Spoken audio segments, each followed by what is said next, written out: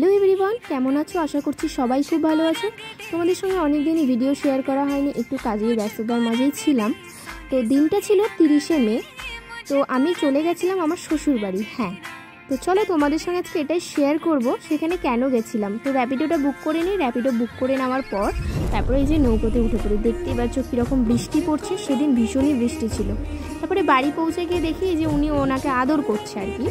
তারপরে এই যে আমাদের কালু মহারাজ, ওনাকে আর কি জানলায় আটকিয়ে রাখা হয়েছে। তারপরে এই যে পুচকুটাকে দেখছো, এই পুচকু বিড়ালটা রিসেন্ট কিন্তু হয়েছে। তারপরেই আমি একটু মায়ের সঙ্গে হাতাপাতি করে কাজ করে নিচ্ছিলাম। মা আর কি রান্না টান্না করছিল। আর এই যে দেখতে পাচ্ছ আমার কর্তামশাই আর কি ম্যারিনেট করার জন্য সব কিছু মশলাপাতি দিয়ে দিয়েছে মাংসতে। তারপরে ম্যারিনেটটাকে করেও নিল। দেন তারপরে আমি দেখলাম যে ছাদে যে ঢালাইটা আর কি হচ্ছে, আমাদের যে ঘরটা হচ্ছে সেই ঘরটা ঢালাই হচ্ছিল।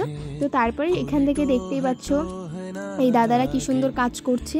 তারপরে এই যে বাবা আমাদের ঘরে যে ঢালাই হচ্ছিল সেখানে পুজো দিয়ে নিচ্ছিল, কারণ এটা দিতে হয়, সেই জন্য বাবা উপরে উঠে গিয়ে তারপরে বাবা এখানে পুজো টুজো দিয়ে নেয়। তারপরে যে মাংস কষানো হয়ে গেছিলো, তারপরে জল দিয়ে সেটাকে ফোটাতে দিল।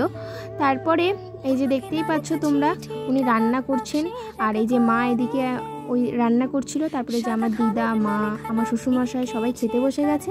আরও সবার খাওয়া হয়ে গেছে, বাট তাদের ক্লিপগুলো নেওয়া হয়নি।